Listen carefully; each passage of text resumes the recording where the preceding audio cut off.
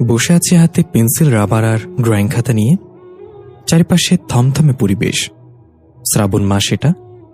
গ্রামে এমনিতেই বৃষ্টিতে নদী নালা সবই ভরে যায়। এখনো বিপরীত কিছু হয়নি, সবই ভরে গেছে পানিতে। একটু আগেই বৃষ্টি থেমেছে। আমারও ছোটবেলার অভ্যাস, চলে এলাম ছবি আঁকতে। কাল শহর থেকে গ্রামে আসতে হয়েছে। নানুর নাকি শরীর খারাপ, তাই দেখতে আসতে হলো। আমি আবার ছোটকাল থেকে গল্প লেখা আর ছবি আঁকার চরম ভক্ত। মানে যেখানেই যাই না কেন আমার সাথে আমার ডায়েরি আর ড্রয়িংয়ের জিনিসগুলোই সঙ্গী হবেনি। প্রতিবারই নানা বাসায় আসলে আমি এখানে বসেই ড্রয়িং করি। অনেক বড় নদী সামনে, তার পাশেই বিশাল একটা আম গাছ। আমি যখনই আসি এই আম গাছের নিচে মাচাল বানানো আছে, সেখানে বসি। আজও বসে বসে ড্রয়িং করছি। আমি এখানে বসি বলে বড় মামাই এই মাচালটা বানিয়েছেন। আমি অনেক কিছু ড্রয়িং করি, কিন্তু ছোট থেকেই যখনই নানা বাসায় আসি আর এই নদীর কাছে আসি, তখন শুধু একটি ছবি বারবার বানাই। বিগত 14 বছর যাবৎ আমি শুধু এখানে বসে একটি ছবি এঁকে যাচ্ছি। আমার আবার প্রতিবারেরই অভ্যাস, কেন জানি এখানে বসে একই ছবি দুইটা আঁকি। আজও তাই হলো।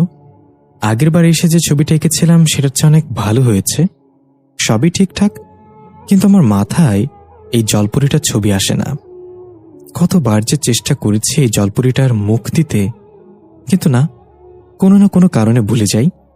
এবারও চেষ্টা করতে লাগলাম ছবির নদীর মাঝের জলপরীটার মুখ দিতে, কিন্তু না, কেন জানি এভাবেই খুব ভালো লাগে। বিষয়টা কাল্পনিক হলেও আমার মনে অস্থিরতা কাজ করছে। আমাকে এই জলপরীটার চেহারা দেখতেই হবে। কিন্তু আমিও না কেমন এখানে আসলেই শুধু নিজেই নিজের সাথে বকবক করতে থাকি। না, অনেক দেরি হয়ে গেছে, বাসে যেতে হবে। প্রতিবারের মতোই একটা ছবি ফেলে দিলাম। সেই ছোট্টবেলা থেকে আমি ভাবতাম হয়তো ফেলে রাখলে জলপরী এসে দেখে যাবে, কিন্তু কিছুই হয় না। উল্টো অভ্যাস হয়ে গেছে, তাই কিছুই করার নাই, করতেই হয়। নানু খুব অসুস্থ, জানি না কি হয়। আমারও ছুটি ফুরিয়ে আসছে, কলেজে ভর্তি হতে হবে। সবাই বাসায় ফিরতে ফিরতে পরিচয় দিয়ে দেই। আমি হৃদয়, এবার এসএসসি দিয়েছিলাম। কিছুদিন পর কলেজে ভর্তি হব। বাবা মা আর আমার দুষ্টু মিষ্টি যমজ বোন হৃদিকাকে নিয়েই আমাদের সংসার। আমি হৃদিকার 5 মিনিট পরে হয়েছিলাম, এতেই ও আমার কাছে বড় আপু দাবি করে, কিন্তু ওর দাবিটা এখনো মেনে নিতে পারি নাই। আমার আর হৃদিকার চেহারা একদম একরকম। যদি আমি ওর বোন বা আমার ভাই হতো তাহলে আমাদের চেনাই যেত না কোনটাকে। আমাদের পরিবারে আরো রহস্য আছে, সেগুলো পরে জানতে পারবেন। পরিচয় দিতে দিতে বাসায় পৌঁছে গেলাম। কিরে, কোথায় গিয়েছিলি রে? কেন, তোকে বলতে যাবো কেন? হয়েছে, বলতে হবে না, বুঝছি কোথায় গিয়েছিলি। তোর এখানে আসলে মাথায় ভূত চাপে কেন রে? ওই এক ছবি আর কতবার আঁকবি? আমাকে থামিয়ে দিয়ে রীতি বলা শুরু করলো, থাম, এটাই তো বলবি? তোর কোনো দোষ নাই, কেমনে কি হয়ে যায় নিজেও জানোস না। চুপ বেয়াদব, মিথ্যা বলস বড় বোনের সাথে। কে বড় বোন? কেন আমি তোর বড় বোন? জাফট, আমি বড় ভাই, তুই আমার থেকে ছোট। যা, লেগে গেল আবার। সারাদিন ঝগড়া করি আমরা 2 ভাই বোন, আবার একজনকে ছাড়া আরেকজন থাকতেও পারি না। তাই একই স্কুলে পড়তে হয়েছে আমাদের, আবার একই কলেজেও পড়তে হবে। আব্বু সেদিন বলেছিল ওকে মহিলা কলেজে দিবে, সেটাই নাকি ভালো কলেজ আমাদের শহরের। আমাকে তো দিতে পারবে না সেখানে। সেদিন খুব কান্না করেছিলাম দুজনে, যমজ বলে কথা। আসল কথা বলতে গেলে আমি ওর জান, ও আমার জান। কেউ খারাপ ভাববেন না, এটা ভাই বোনের কথা। আমার বোনটা রেগে গেছে, এবার এক্ষুনি ঠিক হয়ে যাবে। এই হৃদয়, কোথায় রে তুই? হ্যাঁ মা, বলো। এখানে এসে তো বোনের কথা ভুলে যাস, চলে যাস ওই পুকুরের পাশে। সত্যি যদি কোনো জলপরি থাকতো ওই পুকুরে, তাহলে বিয়ে দিতাম ওর সাথে তোর। দূর মা, কি যে বলো না, লজ্জা করছে। থাক, লজ্জা পেতে হবে না। যা, বড়া বানিয়ে দিয়েছি হৃদয়ের কাছে। বড়া পিঠা? ওকে, যাচ্ছি, আগে বলবা তো। দৌড়ে গিয়ে ছাদে আসলাম, দেখি হৃদি বসে বসে বড়া খাচ্ছে আমাকে দেখিয়ে দেখিয়ে। আমাদের দুজনের খুব পছন্দ এক। মাঝে মাঝে ওর তো জামা পরতে মন চায়, পরি, কিন্তু সেগুলো পরে আর বাইরে যাওয়া যায় না। কিন্তু হৃদি আমার শার্ট প্যান্ট ঠিকই পরে। অবশ্য ও বাইরে যায় না, ওসব পরে লোকে কি বলবে এই ভেবে। ছোট থেকে আমি নাটক করি, ও সবসময় ছেলে মানে নায়ক হবে, আমি নায়িকা। হৃদু, বোন আমার দে না। কি দেব? ওই যে বড়া। না বড় ভাই, আপনার খেতে হবে না, আমি ছোট, আমি একাই খাই। না, তুই আমার বড় আপু, দে না আপু, দে না। প্রমিস কর, আমি যা বলবো তাই করবি। করবো, প্রমিস। এই বড়া পিঠার জন্য যে কোনো জিনিসই করতে রাজি আছি। পিঠার মধ্যে কেন জানি আমাদের দুজনের এই পিঠাটাই সবচেয়ে ভালো লাগে। ভালোবাসি এই পিঠাকে। খেতেছিলাম মহা আনন্দে, দুজনে খাচ্ছিলাম আর গুনতেছিলাম কে বেশি খেতে পারে। আমি তো কমই খেলাম, আমার বোনটা তো পেটুক, ইয়া খাবে। কিন্তু স্বাস্থ্য হবে না। হবে কিভাবে? আবার ডায়েট করবে যে। শুনছি বিয়ে করবে না নাকি? তাহলে এত কিছু করতে কি লাভ হলো? খেয়ে হাতি হলেই হয়, কেউ পছন্দ করবে না। চল না। কোথায়? নদীতে গোসল করতে যাব। সকালে তো করলাম পুকুরে গোসল। না, ওই নদীতে যাব গোসল করতে। চল। আমি ভালোভাবে সাঁতার পারি না তো, আমরা কেবি। ছোট আন্টিও যাবে, চল। আমি যাব না, তুই যা। ওকে, তাহলে আমার বড়াগুলো ফেরত দে। দাঁড়া, বমি করতেছি। ইয়াক, তুই যাবি না তাহলে? কান্না করে দেবে একটু হলেই। ওই, তুই কান্না করবি না প্লিজ, তোর কান্না আমার সহ্য হয় না রে। কানবো না, চল। আসলাম হাঁটতে নদীর পাড়ে। এই পর্যন্ত অনেকবার গোসল করতে এসে করি নাই। বৃদির সাথে আগে এসেছিলাম গোসল করতে, কিন্তু করতে পারি নাই। আজকেও খালামুনি এসেছে, এজন্য সাহস লাগছে। তা নামতে মন চাচ্ছে না। অনেক উৎসাহ লাগতেছে, কিন্তু কিছু না ভেবে নেমে পড়লাম। অনেক পানি, তাই খালামুনি আমাদের কম পানিতেই নামিয়েছেন। বুক পর্যন্ত পানি। আমি আর রিদি পানি ছেটাছেটি করছিলাম। ভাবলাম একটা ডুব দিব। দিলাম একটা ডুব, ফ্রেশ হয়ে উঠলাম। আরেকটাও দিলাম। এখন খালামুনি আর রিদি খেলা করছে। আমি 3 নাম্বার ডুব দিলাম। খালামুনি আর রিদি দূরেই ছিল। আমার চোখ বন্ধ ছিল। আমি ভাবলাম দেখি কতটুকু দম আটকে রাখতে পারি। হঠাৎই খেয়াল করলাম একটা মেয়ে আমাকে সম্পূর্ণ জড়িয়ে ধরেছে।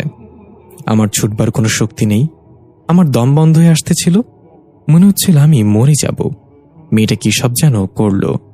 আমার দম যখন বন্ধ হয়ে যাবে তখনই আমার ঠোঁটে আমি কারো ঠোঁটের স্পর্শ পেলাম। ভয় থাকা সত্ত্বেও তাকালাম। মেয়েটার শরীরের উজ্জ্বলের জন্য আমি চেহারা দেখতেই পারলাম না।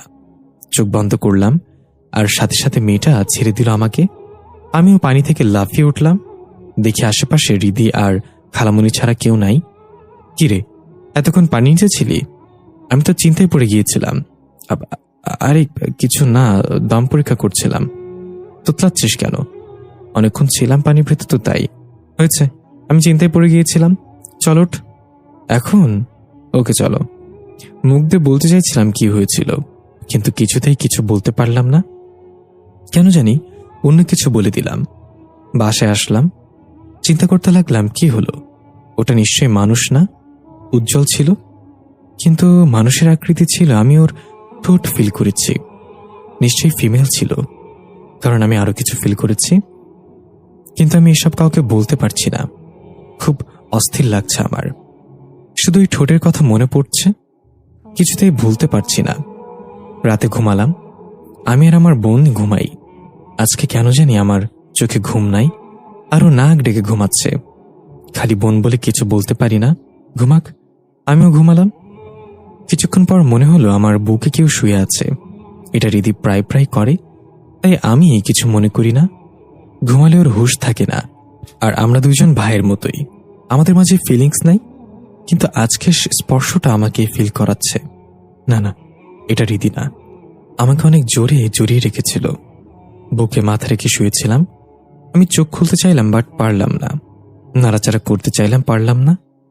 হঠাৎ দেখি বস্তুটা আমার কানে কানে এসে বলল, এইসব তোমার স্বপ্ন। যা মনে রাখার মনে রাখবে, আর যা ভুলে যাওয়ার তা ভুলে যাবে। বলে আমার চোখে একটা চুমু দিল, তারপর ঠোঁট দিল। আমি তাকাতেই আমার উপর কাউকেই দেখতে পেলাম না। কি হচ্ছে এগুলো? পাশে চুপচাপ ঘুমিয়ে আছে রিদি। না, সব আমার মনের ভুল। এত তাড়াতাড়ি কেউ তো আর উধাও হতে পারে না, বা নড়তে পারে না। আবার ঘুমিয়ে পড়লাম। সকালে উঠলাম, রাতের কিছুই আমার মনে পড়ছে না। এতটুকুই মনে আছে নাক ডেকে ঘুমিয়েছি আমি।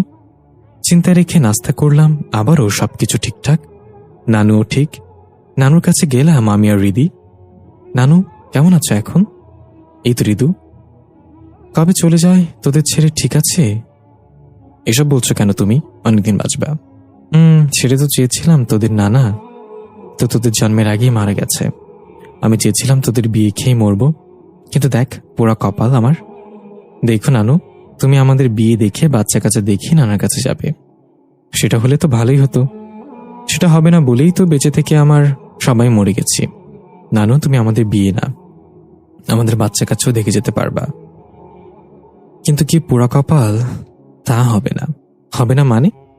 তোর এসব কিছু শুনতে হবে না, তুই যা তো, হৃদির সাথে আমার কিছু কথা আছে। যা হৃদয়, আমি নানুর সাথে কথা বলে আসতেছি। ওকে আমি নাস্তা করে নদীর পাড়ে গেলাম ছবি আঁকতে। ওকে যা, আমি ওখানেই যাব। নাস্তা করে আমি চলে আসলাম আবার ও নদীর পাড়ে। কেন জানি না এই নদীটা আমাকে শুধু তার কাছে টানে। আমাকে নামতে বলতেছে নদীতে, কিন্তু ভয় হচ্ছে একা একা। আবারও সেই ড্রয়িং শুরু করলাম। আঁকা শেষ করে বসে রইলাম, ছবিটার দিকে তাকিয়ে আছি। আবারও এই জলপরি যার চেহারাটা আমি দিতে পারি না। ওই দিক ফিরে তাকিয়ে আছি, এমন মনে হচ্ছে আমাকে ছবির ভিতর থেকেই ডাকছে। মনে হচ্ছিল আমি ছবির ভেতরে ঢুকে যাব। হাত পা নাড়াচাড়া করতে পারছিলাম না। কেউ শক্ত করে পেছনে থেকে জড়িয়ে ধরেছে বলে মনে হচ্ছিল। এই ঋতু, ঋতু, এই কখন থেকে ডাকছি? এক মনে ছবিটার দিকে তাকিয়ে কি ভাবছিস? কোথায় ডাক দিলি? আমি তো শুনতেই পেলাম না। মজা করিস না? আচ্ছা বাদ দে, আমি এখানে বসতেছি, আমার একটা ড্রয়িং কর প্লিজ। ফ্রি ফ্রি পারবো না। বা আরে, এখানে বসে রোজই তো দুটো করে ছবি আঁকতিস, তাও ফ্রি। আমার একটা ছবি এঁকে দিলে কি সমস্যা হতো? বুঝছস তাহলে, শয়তান, যা, এঁকে দিতে হবে না। ওকে যা, দিব না।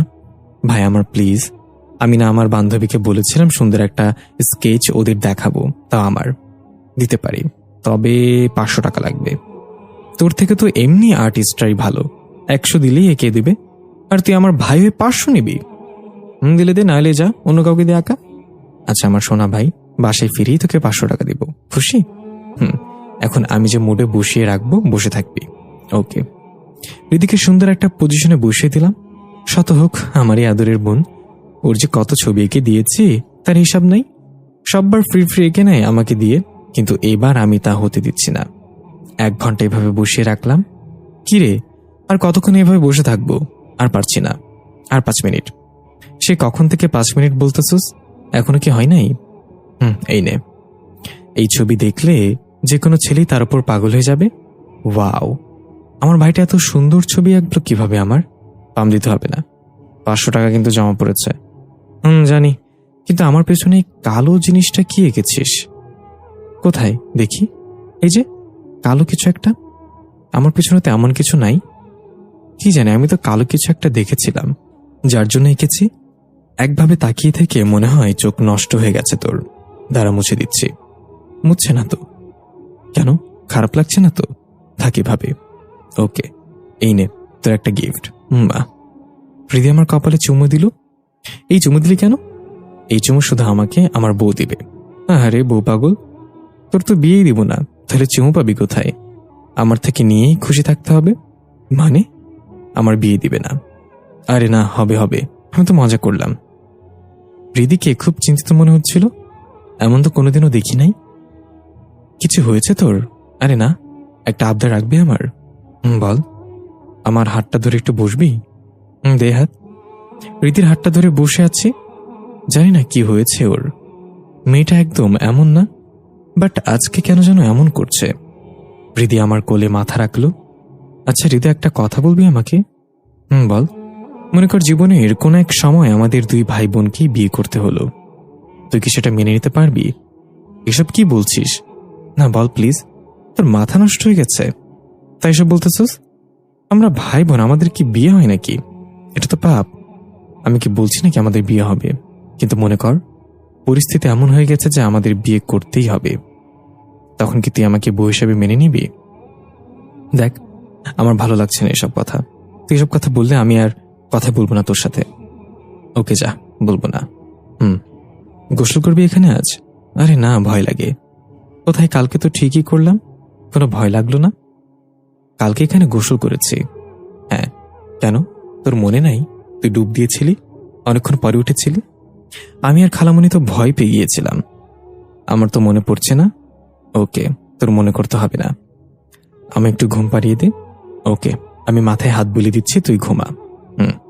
আজকে ওর কি হলো, এমন অদ্ভুত কথা বলছে কেন? কালকে পুকুরে গোসল করলাম, নিজেও তো জানি না। তারপর আমার আর ওর বিয়ের কথা বলল। এটা হয় নাকি? আমার বোন তো, আপন মায়ের পেটের যমজ বোন, আমার জোড়াও, আমাদের কিভাবে বিয়ে হয়? ওর মাথা মনে হয়ে গেছে, নাইলে ভূতে ধরছে ওরে। বসে বসে ভাবতে লাগলাম, নানি কিছু একটা বলেছে ওকে। এত কি পার্সোনাল কথা যেটা আমাকে বলল না? কি জানি কি হচ্ছে। আমার এখানে আসলেই ভালো লাগে না। না, আর আসবো না। এই গ্রামে সবকিছুই তাল হারিয়ে ফেলি। এখানে আসলে কি সব অদ্ভুত জিনিস ঘটে এখানে আসলে। ভাবতেছিলাম এসব কথা, তখনই নদীতে দেখলাম একটা বড় মাছের লেজ উপরে হালকা উঠেছিল, আবার নিচে নেমে গেল। এটা কিভাবে সম্ভব? নদীতে কি এত বড় মাছ আছে? হ্যাঁ, বড়সড় একটা মাছের লেজ দেখেছি আমি। আমাকে খুব উত্তেজিত মনে হলো। মামাকে বলতে হবে এই মাছের কথা। আমি আর রিদি মাছ খুব পছন্দ করি। মামাকে বললে হয়তো এখান থেকে ধরে নিয়ে যাবে মাছটা। রিদিও ঘুমাচ্ছে আমার কোলে। একা একা ভালো লাগছে না। হঠাৎ চারপাশে একটা সুগন্ধ পেলাম। সুগন্ধটা যেন আমাকেই টানছে আর বলছে, চলে এসো আমার কাছে। মনে হলো আমার কাঁধে কারোর হাত পড়েছে। রিদি তো আমার কোলে ঘুমাচ্ছে, তাহলে কে হাত রাখলো? হাতটা আমার খুবই পরিচিত মনে হলো। মনে হচ্ছে আমার কতকালের চেনা এই হাত। পিছু ফিরলাম, কিন্তু কাউকেই দেখতে পেলাম না। বাট আমি অনুভব করতে পারছি কেউ একজন আমার পাশে আছে। আমি তাকে দেখতে পারছি না, ছুঁতে পারছি না, কিন্তু আমার মন বলছে সে আমাকে দেখছে। শুধু দেখছে না, আমার খোঁজা দেখে মিটমিট হাসছে ও সে। কিন্তু কেন কেন আমার এমন মনে হচ্ছে? তখনই হৃদির ঘুম ভেঙে গেল। আমার দিকে চোখ রাখলো। দেখলাম আমি আশেপাশে কিছু একটা খুঁজছি। ঋতু? হ্যাঁ। কি খুঁজছিস? কোথায়? কিছু না তো। তুই উঠলি কখন? এইমাত্র। বল, কি খুঁজছিস? আমার মনে হলো আমার পাশে কেউ বসে আছে, কিন্তু কাউকেই দেখতে পেলাম না তো। ও কিছু না, চল এখান থেকে, অনেক বেলা হয়ে গেছে। চল। দুজনেই নানা বাসায় ফিরলাম। আমি আনমনে হাঁটতেছিলাম, হৃদি আমার হাতটা ধরে রেখেছিল। বাসায় ফিরলাম, দেখি হৃদি কিছু একটা বাবাকে বলল। হৃদয়ের মা, আমরা আজকেই চলে যাবো এখান থেকে। আমাদের আজকে চলে যাওয়া উচিত। হ্যাঁ, ঠিকই বলেছ, বিকেলেই বাসায় চলে যেতে হবে। কি হয়েছে, তোমরা যাওয়ার কথা বলতেছো কেন? হৃদয়ের উপর লক্ষণগুলো দেখা দিয়েছে, এখানে থাকা যাবে না। ও ঠিক আছে, তাহলে তো যাওয়াই ভালো, এখানে থাকা উচিত হবে না। কি হয়েছে? চলে যাব কেন? আর আমার উপর কিসের লক্ষণ দেখা দিল? ও কিছু না, তুই ভাবিস না। তাহলে যাব কেন? আমি আজকে যাব না, কালকে সকালে যাব। আজকে রাত আমি এখানেই থাকবো। কথাগুলো আমি বলতে চাইনি, কারণ আমিও থাকতে চাইনি। তাও কেন জানি বলে ফেললাম। থাক, যখন বলেছি তখন থাকলাম। একটা রাত কি হবে এক রাতে? আচ্ছা ঠিক আছে, আজকে রাতে, কালকে সকালেই শহরে চলে যাব। আমিও খুশি মনে রুমে চলে আসলাম। সারাদিন কেটে গেল হৃদির সাথে গল্প করতে করতে আর লুডো খেলতে খেলতে। সারাদিনে হৃদি আমাকে একা রাখিনি। জানি না কি চলছে, কিন্তু কেমন যেন লাগছে আমার। রাতে আমি আর হৃদি দুজন ঘুমিয়ে পড়লাম। আজকে দিনটাই কেমন যেন কেটেছে। হঠাৎ ঘুম ভেঙে গেল। হৃদি বলেছিল রাতে ঘুম থেকে উঠা যেন বাইরে না যে একা। ওকে ডাক দিয়ে নিয়ে যাই যেন। বারান্দা দিয়ে খুব আলো দেখা যাচ্ছিল। এত রাতে বাইরে কিসের এত আলো? উঠলাম, বারান্দায় গেলাম। খুব সুন্দর জ্যোৎস্না রাত, চাঁদের আলোতে সবকিছু দেখা যাচ্ছে। বারান্দায় আসার পরই আমার কানে হঠাৎ করে কি সব শব্দ আসতে লাগলো। একটা সুগন্ধ পেলাম, কিন্তু না, এটা সেই পরিচিত সুগন্ধ না। আমার কানে বাজতে লাগলো, কি যেন বলছে, আমার কাছে আসো, আমি তোমাকে ছাড়া বাঁচব না। হঠাৎ বারান্দায় একটা আলোর ঝলক দেখতে পেলাম। কিছু একটা দৃশ্যমান হচ্ছে আমার সামনে। এ কি? এটা কি আমি স্বপ্ন দেখছি নাকি? এত সুন্দর একটা মেয়ে? না, এটা মেয়ে নই, এটা তো একটা পরী। হ্যাঁ, এটা একটা আকাশ পরী, যে পরীদের পেছনে দুটি ডানা থাকে। বিশ্বাস হচ্ছে না আমি একটা আকাশ পরীকে দেখছি। এত সুন্দর তার রূপ, এত সুন্দরী মেয়ে সারা পৃথিবী খোঁজ করলেও পাওয়া যাবে না। আমাকে মুগ্ধ করে ফেলেছে পরী। আমি তার উপর আকৃষ্ট হয়ে পড়লাম। কিছুতেই চোখ ফেরাতে পারছিলাম না, কিন্তু আমার মনে কেমন জানি অস্থিরতা ছিল। আমার মন তখনও সেই পরিচিত সুগন্ধটা পেতে চাই। হয়তো আমার মনের কথা বুঝতেই পরীটা কথা বলতে শুরু করলো। আমার সামনে একটা আকাশ পরী ছিল, কিন্তু আমি তো স্বপ্ন দেখতেছিলাম না। শুনেছিলাম পরীরা নাকি মানুষদের মেরে ফেলে, তাই খুব ভয় হচ্ছে পরীটাকে দেখে। আমি ঘামতে শুরু করলাম পরীটাকে দেখে। আমার অস্থিরতা দেখে পরীটা বলতে শুরু করলো, আমাকে দেখে তোমার কোনো ভয় নেই, আমি তোমার কোনো ক্ষতি করব না। তাহলে আমার কাছে আসছেন না কেন? আমি তোমার কাছে আসছি বন্ধুত্ব করতে।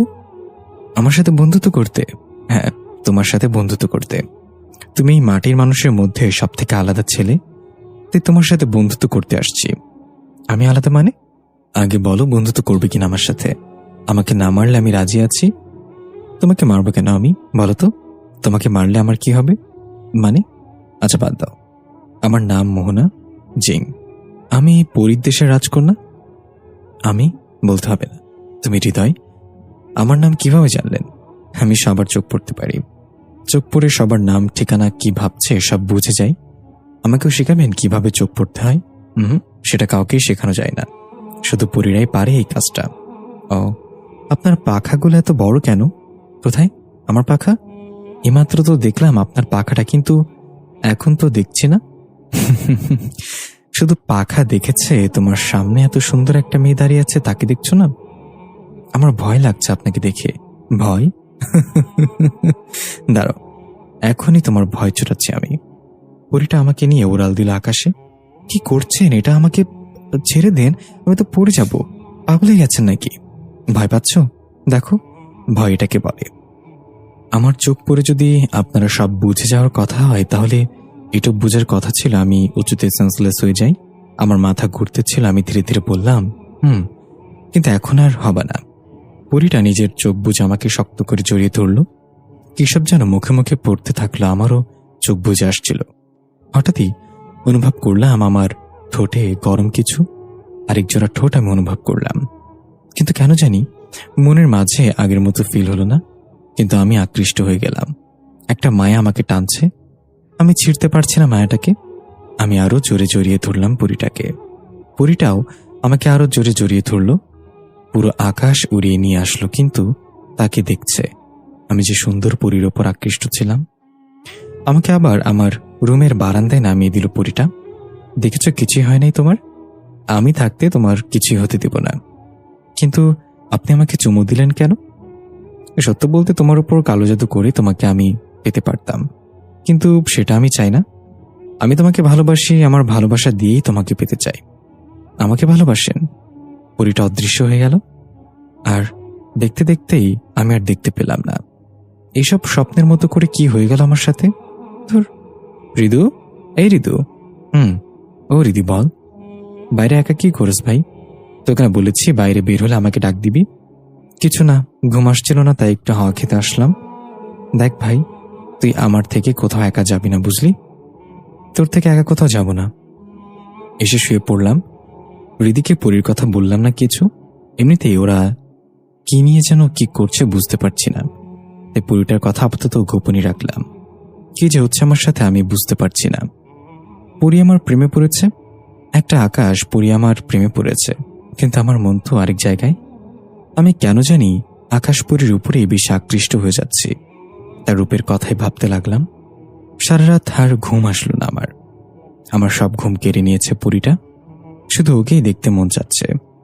পরীর অনেক কাহিনী আমি শুনেছি। পরীরা মানুষদের পছন্দ করলে তাদের সাথে বিয়ে করে থেকে যায়। আমার নাকি বিয়ে হবে না, আমিও দেখে দেব একটা পরী বিয়ে করে। সকালে উঠলাম, বাবা আজ তো দেখি আমার আগে উঠে গেলি। আমি কি তোমার মতো অলস নাকি? কি আমি অলস? দাঁড়া, তোকে মজা দেখাচ্ছি। আমাকে রীতি ধরার জন্য দৌড়াচ্ছে, আমিও দৌড়াচ্ছি। তোরা এখন বড় হয়ে গেছিস, এসব বাচ্চামি শেষ করবি কবে? কোনোদিনও না। ওই রীতি, চল না আমরা পুকুর থেকে গোসল করে আসি। না না, আমরা আজকে নদীতে যাব গোসল করতে। এই খবরদার, তোরা নদীতে যাবি না আজকে গোসল করতে। আজকে বাসায় গোসল কর, না হলে পাশের পুকুরে যা, নাস্তা করে যা, আমরা একটু পরেই বের হব। আচ্ছা বাবা। আমি আর রীতি চলে আসলাম পুকুর পাড়ে। এটা আমাদের নানা বাসার সাথেই, সবাই এখানেই গোসল করে। আমারও নানা বাসায় আসলে এখানেই করি, কারণ এখানে পানি অনেক কম আর সিঁড়ি বেঁধে দেয়া আছে, তাই পানিতে ডুবারও কোনো সুযোগ নেই। রীতি অনেকক্ষণ পানিতে দম বন্ধ করে থাকতে পারে, ওর সাথে কোনোদিন আমি পারি না। চল দেখি কে বেশি দম বন্ধ করে পানি নিচে থাকতে পারে। এই না না, আমি ডুব দিব না। সেদিনের ভয় আবার পেলাম। পারবি না তাই বল, বললেই হলো।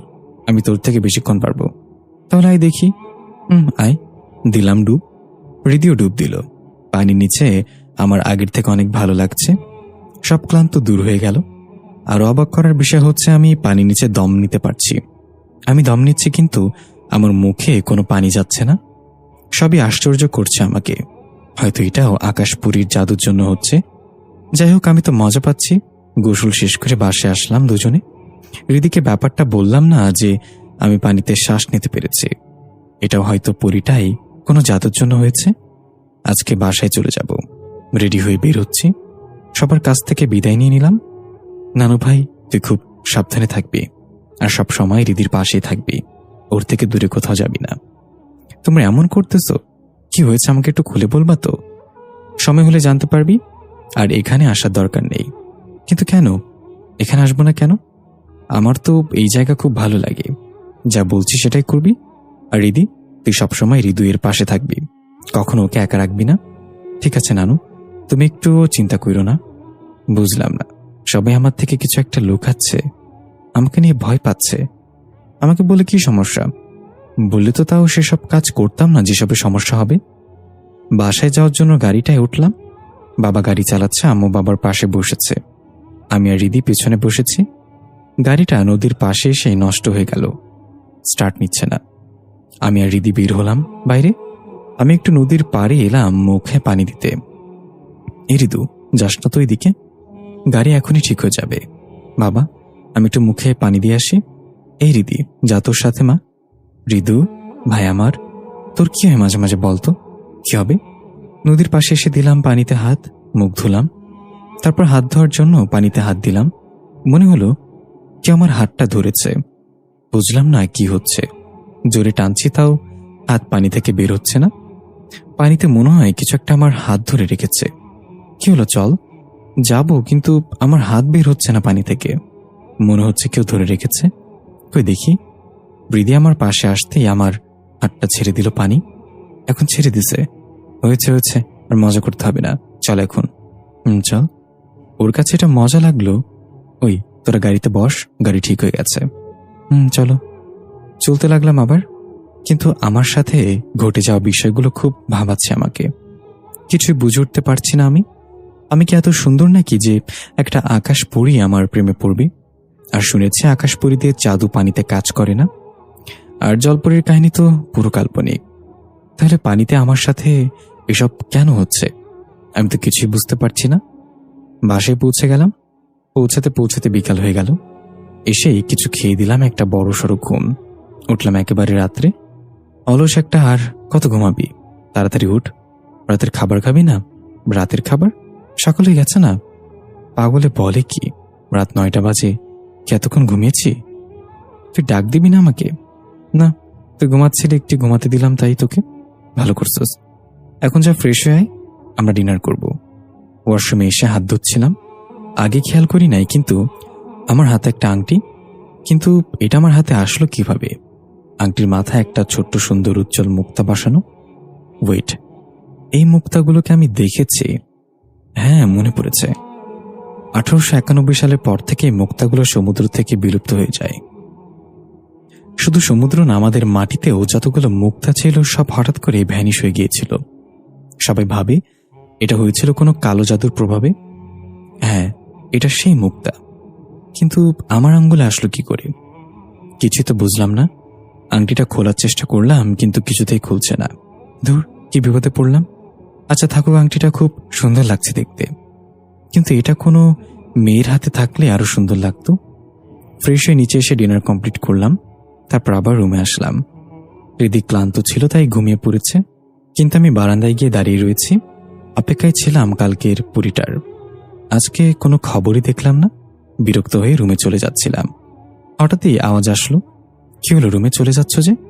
হঠাৎই আমার সামনে আলো দৃশ্যমান হতে লাগলো। জানতাম আসবেন আপনি। আপনি করে কি বলবো? ও সরি, তুমি করে বলবো। এতক্ষণ লাগলো কেন আসতে? আমি তো এখানে ছিলাম, তোমার বিরক্ত ভরা মুখ দেখে খুব মজা পাচ্ছিলাম। ও অনেক মিস করেছি একদিনে। কালকে হঠাৎ করে যে চলে গেলে, আমার আম্মি আমাকে ডাকছিলেন, যার জন্য আমাকে ফিরে যেতে হয়েছে। আচ্ছা, আমি শুনেছি পরীদের মাঝে 2 ধরনের পরী থাকে, এক ভালো পরি আরেক খারাপ পরি, তুমি কোনটা? আমি তো রাজকন্যা। সেটা কি জিজ্ঞাসা করেছি তুমি ভালো নাকি খারাপ? সেটা আমি নিজেও জানি না। আমাকে যে ভালোবাসতে আসছো, পরিদের তো নিষিদ্ধ কোনো মানব সন্তানকে ভালোবাসা, তার উপর তুমি রাজকন্যা। তুমি আমাকে ভালোবাসলে শত শত জিন আসবে আমাকে মারতে, কখনোই না। আমি তোমাকে কিছু হতে দেব না। দেখো, আমি জিন না হলেও তোমাদের দেশে না গিয়েও তোমাদের সম্পর্কে অনেক কিছুই জানি। তোমাকে ভালোবাসার দায় আমার হবে মৃত্যু, আর আমাকে ভালোবাসার দায় তোমার পাখা খুলে নেওয়া হবে তোমার থেকে, যার জন্য তুমিও মানুষের মতো হয়ে যাবে। সব মিলিয়ে শেষে আলাদাই থাকতে হবে আমাদের। এসব কিছুই হবে না। আমি হব রানী, তখন সবাই আমার কথা শুনবে। তুমি রানী হলে কি আমার কাছে থাকতে পারবে? তোমাকে আমি নিয়ে যাব পরীর দেশে? কখনোই না। আমি কখনোই যেতে পারবো না। যেতে তোমাকে হবেই, না হলে আমি তোমাকে নিয়ে যাব জোর করে। আমাকে ধরে ওড়াল দিল পরীটা। আমি শত চেষ্টা করছি পরীর কাছ থেকে ছোটার, কিন্তু পারছি না। পরীদের ব্যাপারে তেমন কিছুই জানি না, কিন্তু আজকে এত জ্ঞান আসলো কোথা থেকে কিছুই বুঝলাম না। আমি চেষ্টা করছি পরীটার কাছ থেকে মুক্ত হওয়ার, কিন্তু আমাকে নিয়ে পরীটা উড়াল দিল। অনেক উপরেই উঠে গেছি। প্লিজ আমাকে ছেড়ে দাও। আমাকে ভালো না বাসলে আমি জোর করে বাসবো তোমাকে। দেখো, এটা না যে তোমাকে আমার ভালো লাগে না।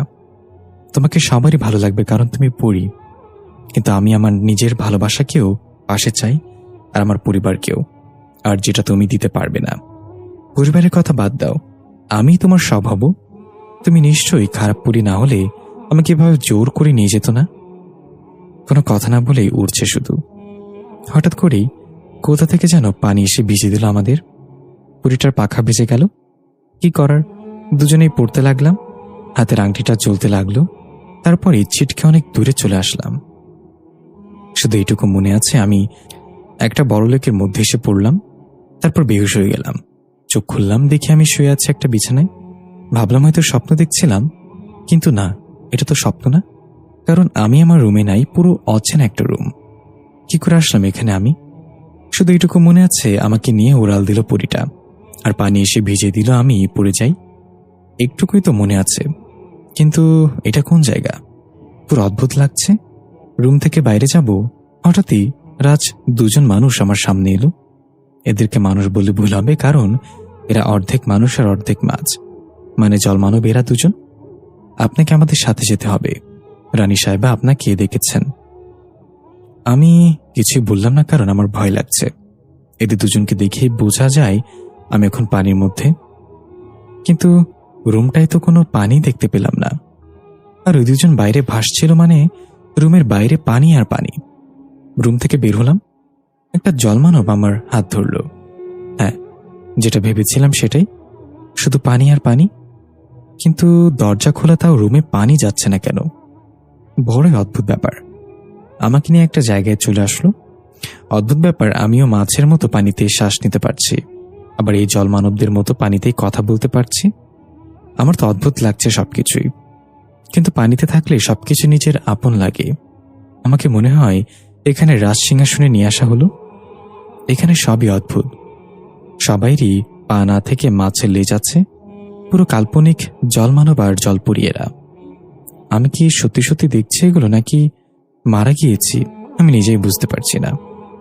পানির দেশে তোমাকে স্বাগত। সিংহাসনে বসা এক জলপরী বলে উঠল। মনে হচ্ছে এটাই তাদের রানী। আমাকে এখানে নিয়ে এসেছেন কেন?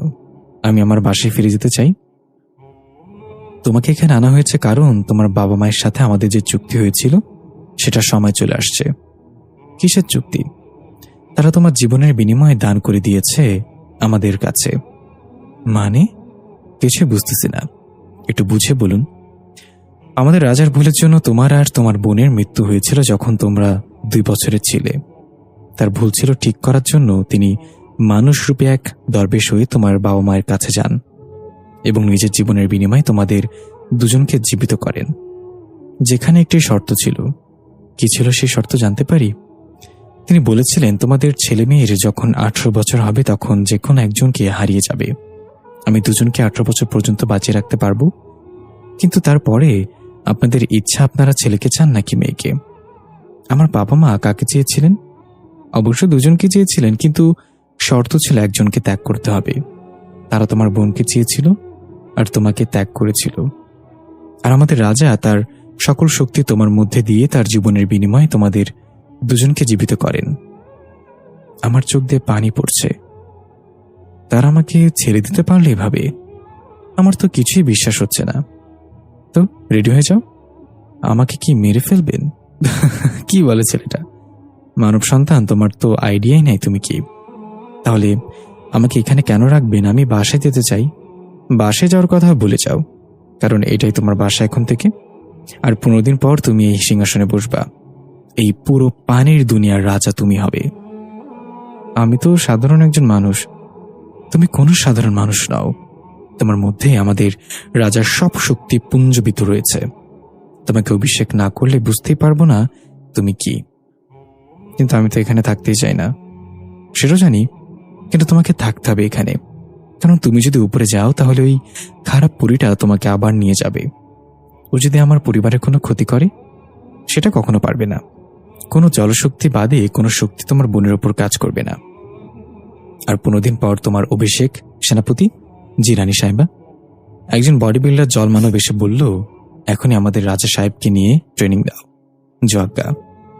সেনাপতি আমার হাত ধরে নিয়ে গেল। আমি তো সাঁতার কাটতে পারি না, এদের তো লেজ আছে, তাই এরা সহজেই সাঁতার কাটতে পারে।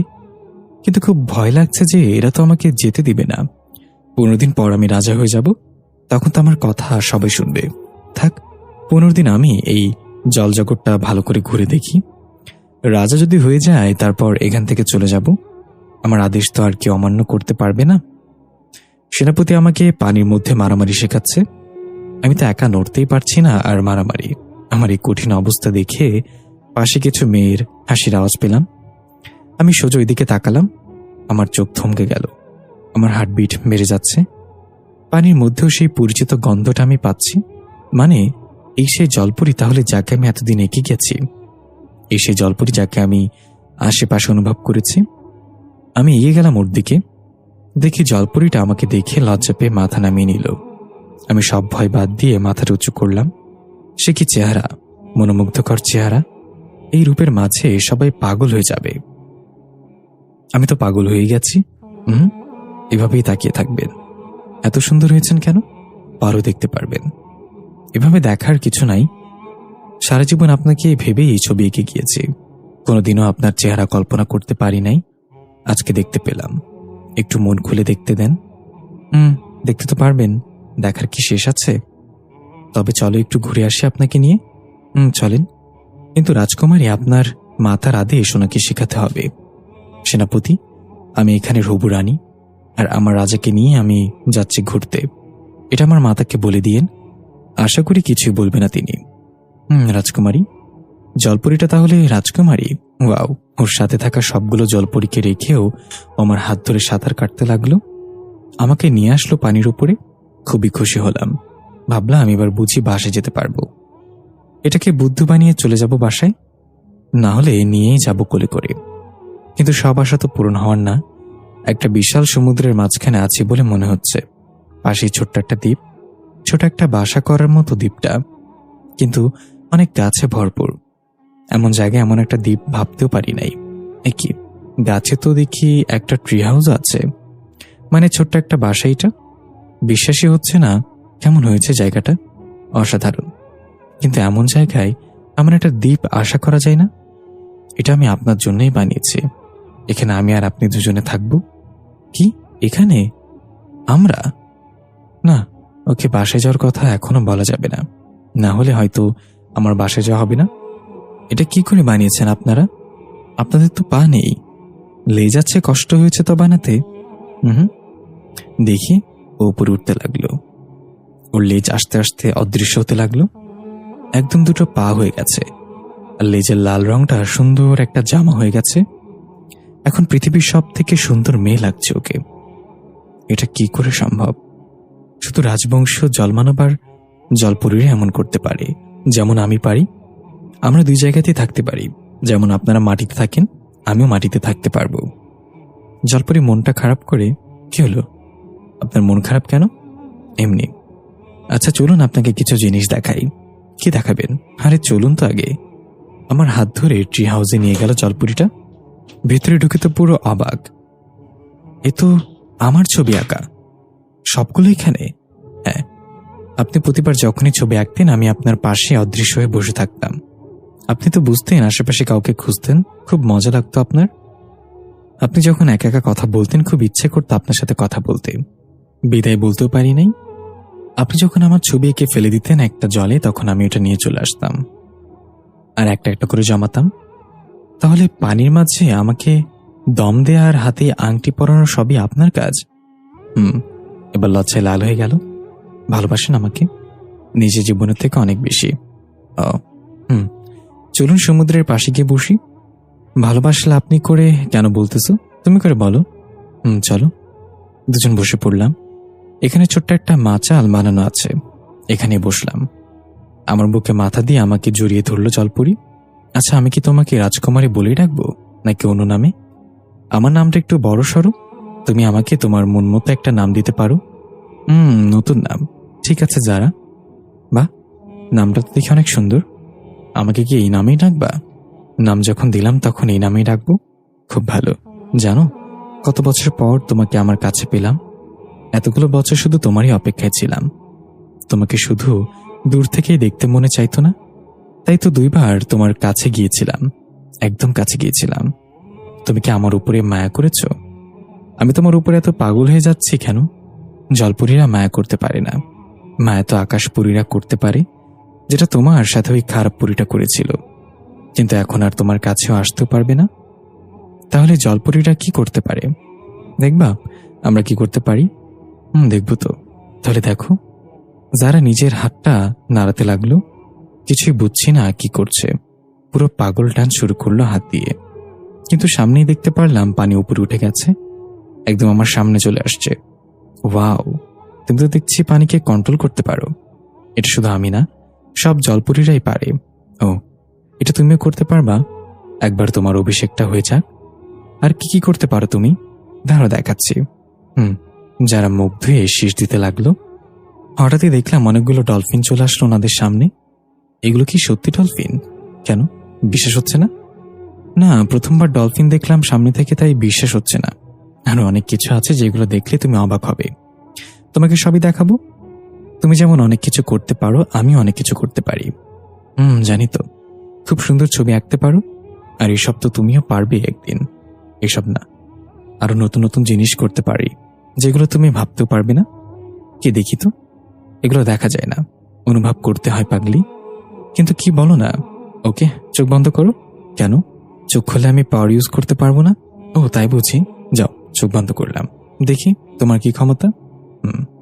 যারা ওর 2 চোখটা বন্ধ করলো, আমি সব ভয় কেটে গেছে আমার। কারণ এই জলপরীটাই তো আমার মনের মধ্যে ছিল, যাকে আমি দেখার চেষ্টা করেছি সবসময়। আজ সে আমার সামনে। আমার কি আর ভয় পাওয়ার কথা? আমি আমার ঠোঁট দিয়ে ঠোঁট মিলিয়ে দিলাম। চারিপাশ মুগ্ধ হয়ে গেল। আকাশে বিদ্যুৎ চমকালো। যারা আমাকে শক্ত করে জড়িয়ে ধরল। কি দেখছো আমার পাওয়ার? এইটা তো সবাই করতে পারে। বাট তোমাকে তো সবাই চুমু দিতে পারবে না। হবু জামাই বলেই পেরেছ, না হলে সাহস হতো না। হবু জামাই? হ্যাঁ, তোমার অভিষেকের দিনেই আমাদের বিয়ে হবে। আমরা দুজন তখন এক হয়ে যাব। তুমি হবে এই পুরো জলপরী রাজা, আর আমি হব তোমার রানী। কিন্তু এত তাড়াতাড়ি কেন? আমার তো এখনো পড়ালেখাই শেষ হয়নি। আমি কি করে তোমাকে এত তাড়াতাড়ি বিয়ে করি? তুমি 15 দিন পরে এই পুরো জলপরী রাজা হবা। একজন রাজার কি আর পড়তে হয়? এখন তোমাকে প্রশিক্ষণ দেয়া হবে। সবই তো বুঝলাম, তাও তো আমি বিয়ে করব বাবা আর আম্মুকে না জানিয়ে। আর এদিকে না জানিয়ে তো আমি বিয়ে করতেই পারবো না। এটা তাদেরই সিদ্ধান্ত ছিল। এতদিন তুমি তাদের ছিলে না। তোমার মাঝে তাদের কোনো জিনিস অবশিষ্ট নেই। তোমার মাঝে যা আছে সবই আমার বাবার দেয়া। ঠিক আছে, তাও আমি মানতে পারছি না। আমি কি করে ওদেরকে না জানিয়ে এখানে আসলাম? আর তো মনে হয় যেতে পারবো না। কে বললো যেতে পারবা না? তুমি যখন প্রস্তুত হবে তখন তুমি যেখানে ইচ্ছা সেখানে যেতে পারবে। কিন্তু আমি ওদেরকে বলে আসতে চাই। আমি ওদেরকে না বলে আসলে ওরা তো চিন্তা করবে। আমি ব্যাপারটা বুঝেছি, কিন্তু কি করার? এখন আমার আদেশ ছাড়া কিছুই করতে পারবো না আমি এই ব্যাপারে। আর আমিও তোমাকে যেতে দেব না আমাকে রেখে। আরে, আমি গেলে তো তোমাকে নিয়েই যাব। তুমি সবসময় আমার সাথে থাকবে। তোমাকে আমি আমাদের সুন্দর পরিবেশ দেখাবো। আমারও না ওখানে যাওয়ার অনেক ইচ্ছা, কিন্তু আমার তো যেতে দিবে না এখন। আমাদের বিয়েটা একবার হয়ে যাক, তুমি সব শক্তি হাসিল করে নাও, তারপরে আমরা নির্ভয়ে হানিমুন করতে যাব মাটির দুনিয়ায়। আমার হাতটা শক্ত করে ধরে ফেলল। তুমি বুঝতে চাচ্ছ না? ঠিক আছে, তোমাদের রানীর সাথে, মানে তোমার আম্মুর সাথে আমি কথা বলবো। আম্মা তোমাকে যেতে দিবে না। একবার তোমাকে ওই আকাশপুরী নিয়ে যেতে চেয়েছে। তুমি যদি আকাশপুরীর সাথে চলে যাও তাহলে তোমাকে কোনোভাবেই আমরা নিয়ে আসতে পারবো না। কেন? তোমারও পড়ি, ওরাও পড়ি, তাহলে তারা তোমাদের দুনিয়া আসতে পারে না, তোমরা ওদের ওখানে যেতে পারবে না কেন? শুধু মহাজাগতিক রাজারাই জলপুরী এবং আকাশপুরী দুই জায়গাতে যেতে পারে। মহাজাগতিক রাজা মানে? তোমার কাছে থেকে তো সব উদ্ভট কথা শুনতেছি। আরে তুমি তো আমাদের জলপুরীর কাহিনী জানোই না। চুপচাপ বসে থাকো, আমি বলছি, তুমি শোনো। শুনবো। আমি তোমার কোলে শুচ্ছি, তুমি বলো। আমি যারার কোলে শুয়ে পড়লাম, যারা আমার মাথায় হাত দিতে লাগলো। এখন সব কাহিনী বলার সময় নাই। তোমাকে মহাজাগতিক রাজার কথা বলতেছি।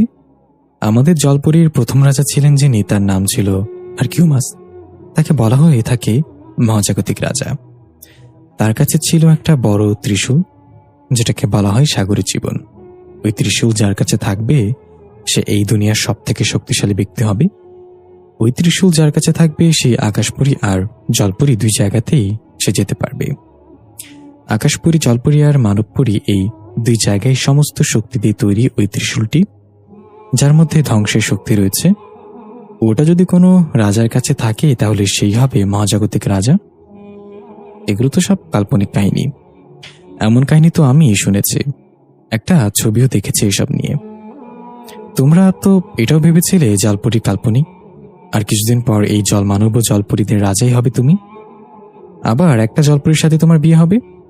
সবই তো কাল্পনিক ছিল, কিন্তু তোমার কাছে সব বাস্তব হলো আজকে। তেমন আরো অনেক জিনিস আছে যেগুলো তোমাদের কাছে কাল্পনিক হলেও আমাদের কাছে বাস্তব। বাস্তব জিনিসই ধারণার তোমাদের কাছে কাল্পনিক হয়েছে, কারণ কেউ তেমন প্রমাণ দিতে পারি না এখনো, কিন্তু প্রমাণ সব তোমার কাছে। সত্যি আমার এসব কিছু বিশ্বাস হচ্ছে না। তাহলে কি সব স্বপ্ন মনে হচ্ছে যারা? সবই স্বপ্ন। তবে কি স্বপ্ন ভেঙে বাস্তবে যেতে চাও? তবে তোমাকে পাশে চাই বাস্তবেও। আমাকে পাবে তুমি পাশে।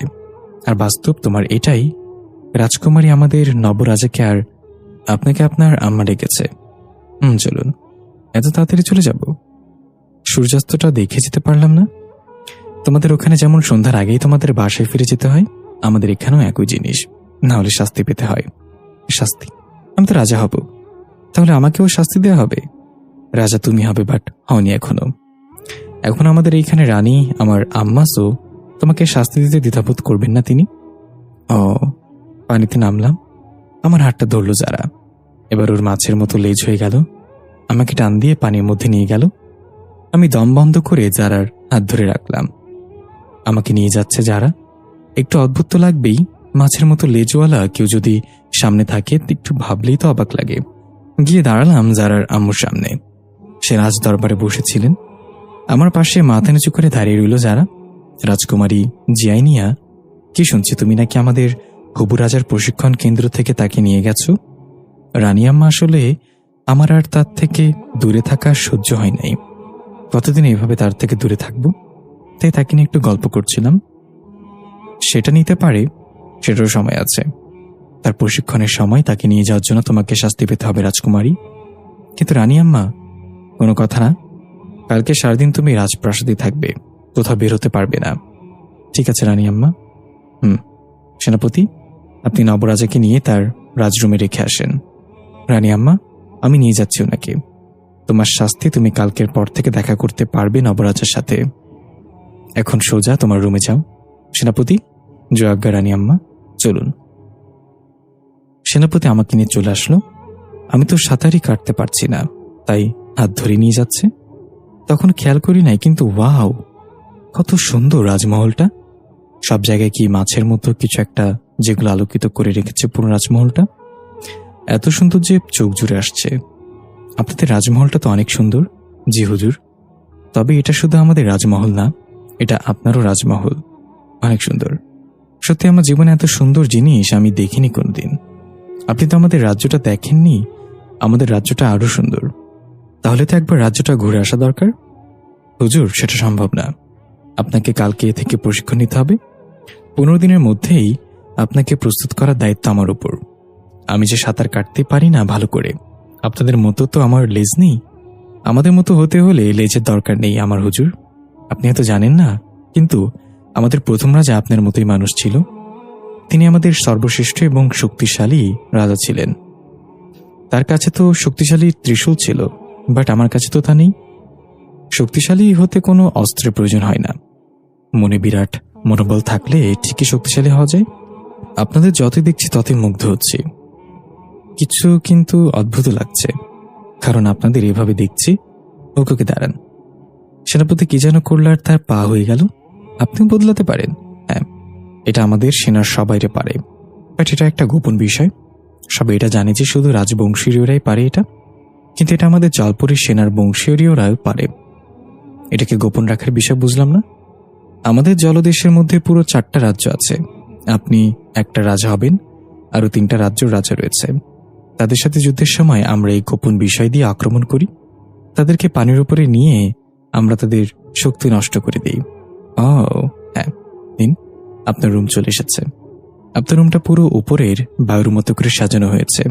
আপনি যে কোনো সময় এই সুইচ চাপ দিয়ে রুমের সব পানি দূর করে আপনাদের পরিবেশের মতো করে নিতে পারবেন। আবার ওই সুইচ চাপ দিলে পুরো রুম পানি হয়ে যাবে। আপনাদের প্রযুক্তি তো অনেক উন্নত। হ্যাঁ, সেটা বলতে হবে। নিন, আপনি রেস্ট করুন। আজকে আপনার প্রশিক্ষণ হয়নি, কালকে সারাদিন আপনাকে প্রশিক্ষণ করতে হবে। হ্যাঁ, ধন্যবাদ। সুইচ চাপ দিলাম, সব পানি বের হয়ে গেল। দরজায় কেমন একটা লেজারের মতো জিনিস দেখা যাচ্ছে, ওটা ভেদ করে পানি আসতে পারছে না। ভালোই উন্নত প্রযুক্তি, ভালোই লাগছে, কিন্তু আমার ভালো লাগছে না। ভালো লাগতো যদি বাবা, আম্মু আর রিদি এখানে থাকতো, কিন্তু তারা তো আমার মতো পানি নিচে দম বন্ধ করে থাকতে পারবে না। তাদেরকে এখানে নিয়ে শুধু এই রুমেই রেখে দিতে হবে। ধুর, আমাকে এখান থেকে বাসে যেতে হবে। কিন্তু আমি তো এটাই জানি না আমি কোন সাগরে আছি। এখান থেকে বুদ্ধি ছাড়া বাসায় যাওয়া যাবে না। আমাকে যারার প্রয়োজন পড়বে এখান থেকে বের হওয়ার জন্য।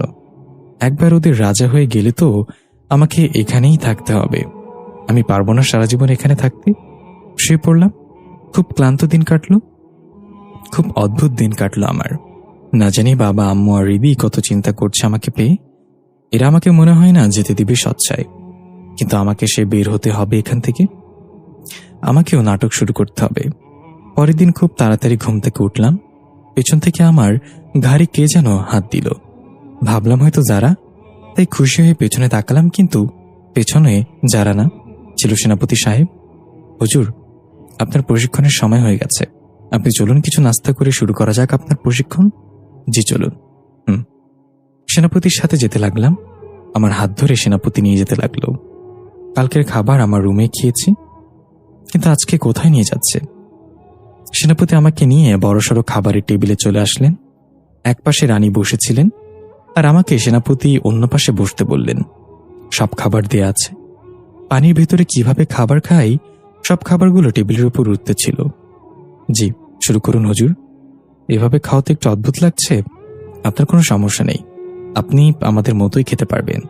জি রানী আম্মা, আপনার সাথে আমার কিছু কথা ছিল। বলুন। প্রথমত, আমি এখনো রাজা হইনি আপনাদের, তো আমাকে হুজুর বলে বাদ দিন। আমার নাম আছে, সেটা হুজুর না।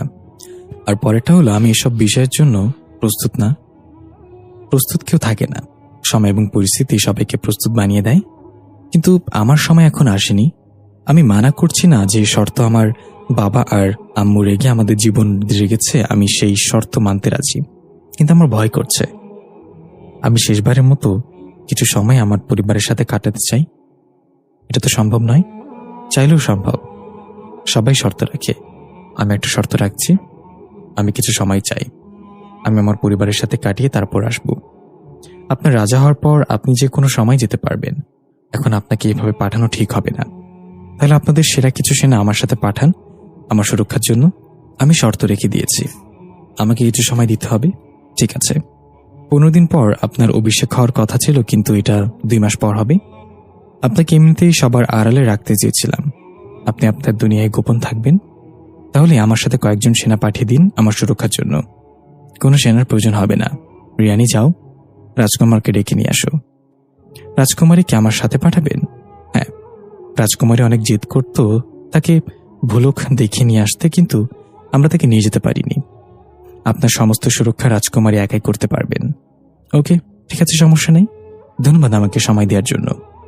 একজন রানী হয়ে আমি সময় দিলাম না, একজন মা হয়ে ছেলের কষ্টটা বুঝে সময়টুকু দিলাম। হয়তো আপনি এরপরে কোনো বিষয়ে আহ্লাদ করবেন না। ধন্যবাদ রানী আম্মা। সেনাপতি, আপনি এখনই রাজকুমার জিয়াইনিয়া আর রাজা সাহেবের যাওয়ার ব্যবস্থা করে দিন। জি রানী আম্মা, যথাজ্ঞা। রানী আম্মা আমাকে ডেকেছেন? রেডি হয়ে নাও, তুমি তোমার হবু জামাইয়ের বাসায় যাবে। কিন্তু আম্মা, তোমার এতদিনের ইচ্ছা পূরণ হচ্ছে। পুরো 2 মাস থাকবে, সবসময় ওনার সাথেই থাকবে, ওনার কোনো কিছু যেন না হয়। রানী আম্মা, আপনি চিন্তা করবেন না, আমি সব ম্যানেজ করে নেব। তাহলে এখনই প্রস্তুতি হও। সেনাপতি, ওনাদের দিয়ে আসুন। জি রানী আম্মা। খাওয়া শেষ করলাম, যারা আমার হাত ধরে আমাকে বাইরে নিয়ে আসলো। আমার বিশ্বাস হচ্ছে না আম্মা তোমাকে যাওয়ার অনুমতি দিয়েছে। দেবে না কেন? আমি যেভাবে বললাম রাজি না হয়ে কি পারে? তাহলে চলো দুজনে যাই। কিন্তু আমার সুরক্ষার জন্য তোমাকে কেন পাঠালো? ও হ্যালো, আমাকেই কম ভেবেছ? বুঝেছ আমি জলপুরীর শ্রেষ্ঠ যোদ্ধা, বুঝেছ? ও সরি, জলপুরীদের মধ্যে শ্রেষ্ঠ। একটা মেয়েকে আমার সুরক্ষা করতে পারবে এটা আমার মনে হয় না। কেন পারবে না? তোমাকে দেখিয়ে দিব, দেখো। তুমি তো অদৃশ্য হতে পারো, তাই না? তাহলে আমার সাথে সবসময় অদৃশ্য হয়ে থাকবা। মানে পাগল হয়েছ? আমি পারবো না? আমি তোমার হবু বউ, আমার পরিচয় করিয়ে দিবা তোমার বউ হিসাবে। আমি পারবো না। পারবা না মানে? আমার সাথে তোমার বিয়ে হবে আর তুমি আমাকে বউ হিসেবে পরিচয় করিয়ে দিতে পারবা না? পারবো, কিন্তু হঠাৎ কি বলবো বাসায়? তুমি কোনো চিন্তা করো না, সব ব্যবস্থা আমি করে নিব। কি করবা সেটা জানতে হবে না। চলো তো এখন। কিভাবে যাব? সাঁতার কেটে? আরে বুদ্ধু, এত দূরে কোনো পাগল সাঁতার কেটে যায়? তাহলে আমাদের জাহাজে যাব। ও তাহলে চলো। হুজুর, আপনার কোনো সমস্যা হলে এই ফোনটা রাখুন, এটা আমাদের জলের দুনিয়ার ফোন। এটাই আমার নাম্বার দেয়া আছে। যখন যে কোনো সমস্যা হলে তখন আমাকে ফোন দিবেন। ঠিক আছে, ভালো থাকবেন। আপনিও সাবধানে থাকবেন। আমরা ছোট জাহাজটায় উঠলাম। সেনাপতি আমাদের নিয়ে আসলো একটা গুহা দিয়ে। বুঝলাম না কোথায় এলাম, কিন্তু যখন পানির উপরে উঠলাম তখন বুঝতে পারলাম আমি কোথায় আছি। আমাদের বাসার পেছনের জঙ্গলের সেই ছোট্ট নদীটাই, কিন্তু কিভাবে আসলাম বুঝলামই না। সাগর থেকে সোজা ছোট পুকুরে, তাও আমার বাসর পেছনে। রাত হয়ে গেছে, কি করে আসলাম মাথায় বুঝলাম না। থাক, এসেছে তো। সেনাপতিকে বিদায় দিয়ে দিলাম। তো চলে এসেছি তোমাদের দুনিয়ায়। হ্যাঁ, তো তুমি কি এভাবে আমার সাথে যাবে? না, তোমার চিন্তা করতে হবে না, আমি তোমাকে ঠিকই সারপ্রাইজ দেব, দেখো। তাহলে তোমাকে একা কি করে রেখে চাই? আমাকে একা রাখছো কোথায়? আমি তো তোমার সাথেই থাকবো সবসময়। তুমি বাসায় যাও, রাত হয়ে যাচ্ছে। যারা আমার সাথে গল্প করতে করতে আসতে লাগলো। আমি বাসায় এসে কলিং বেল চাপ দিলাম। রীতি দরজা খুলে দিল। আমাকে দেখে জড়িয়ে ধরল রীতি। ভাই, আমাদের রেখে কোথায় চলে গিয়েছিলি তুই? আম্মু, আব্বু, বাবা, দেখো হৃদয় এসেছে। কোথায় কোথায়? বাবা, তুই আসছিস? আমরা তো ভয় পেয়ে গিয়েছিলাম। আরে বইল না, আমি রাতে ঘুমাইছিলাম আর দেখলাম আমি জঙ্গলে শুয়ে আছি। তারপর উঠে বাসায় চলে আসলাম। কি হয়েছিল কিসে বুঝতে পারলাম না। আমি মন খারাপ করে বললাম, কিছু হয়নি বাবা, তুই ঘরে আয়। হৃদি, তুই হৃদয়কে নিয়ে রুমে চলে যা, সব জানালা দরজা বন্ধ করে দিস। বাবা, যাচ্ছি। আমি পিছনে তাকালাম, যারাকে দেখতে পেলাম না। সে অদৃশ্য হয়ে গেছে মনে হয়। হৃদি আমাকে নিয়ে রুমে আসলো। এখন অনেকটা ভালো লাগছে। নিজের রুমে থাকার মজাটা অন্যরকম, সেটা এখন বুঝতে পারছি। আমাকে নতুন প্ল্যান বানাতে হবে কি করে আমি এখানেই সারা জীবন থাকতে পারি। এতে অন্য সবার যা হোক, কিন্তু আমি আমার পরিবারের সাথেই থাকতে চাই। হৃদির সাথে আমার রুমে চলে আসলাম। হৃদি, কি হয়েছে বল? দেখ, কিছুই লুকাবি না তোরা। আমাকে নিয়ে গোপনে কি কথা বলিস সব বলবি আজকে। আমরা তো কিছুই বলি না। শোন, তোরা কি বলস আমি কি মনে হয় জানি না? আমার এখানে থাকা হবে না। দেখ বোন, আমার কাছে কিছু লুকাস না। বাবা বলতে মানা করেছে। আমি জানি কেন তারা মানা করেছে। তারা আমাকে ত্যাগ করেছিল তখন, কিন্তু এখন হারাতে চায় না। দেখ, তুই যা জানিস সব আমাকে বলবি এখনই। আচ্ছা বাবা, বলছি। বল। হৃদি শুরু করবে, তার মাঝে আম্মু আর বাবা আসলো। তুই চিন্তা করিস না বাবা, এই নে, অনেক ক্ষুধা পাইছে মনে হয়, আমি খাইয়ে দিচ্ছি তোকে। দাও। তুই তো ভয় পাচ্ছিস না কি করে গেলি ওখানে এটা ভেবে? আরে বাবা, কি যে বলো না, মানুষ তো ঘুমের ঘরেও হাঁটতে পারে। আমি হয়তো হাঁটতে হাঁটতে চলে গিয়েছিলাম, আর হয়তো হাঁটতে গিয়ে মাথার আঘাত খেয়েছিলাম, যার জন্য আমি একদিন বেহুশ হয়েছিলাম। হ্যাঁ, ওটাই হবে। তুই খেয়ে চুপচাপ রেস্ট নে। আম্মু আমাকে আর রিদিকে একসাথে খাইয়ে দিল। আম্মু, কাল থেকে তো কলেজ শুরু, কালকে কলেজে যাব? না না, তোর কোথাও যেতে হবে না। আরে আমার কিছুই হবে না, আমি আর রিদি কালকে কলেজে যাবই। ওকে যাস, এখন ঘুমা। আম্মু আর বাবা চলে গেল। নে, এখন শুরু কর। আমরা তখন খুব ছোট ছিলাম, আমারও মনে নাই আমরা কতটুকু ছিলাম। আমরা একটা সমুদ্রের পাশ দিয়ে যাচ্ছিলাম, বাবা গাড়ি চালাচ্ছিল, আমি আর তুই আম্মুর কোলে ছিলাম বসা। হঠাৎ করেই একটা পানির সুনামি আমাদের গাড়ির উপর দিয়ে গেল। সেই সুনামিতে আমাদের বাবা আর আম্মু বেঁচে গেলে কি হবে, আমরা বাঁচতে পারি নাই, আমরা দুজনে মরে গিয়েছিলাম। তখন বাবা আর আম্মু আমাদের দুজনের লাশ বুকে নিয়ে কাঁদতেছিল।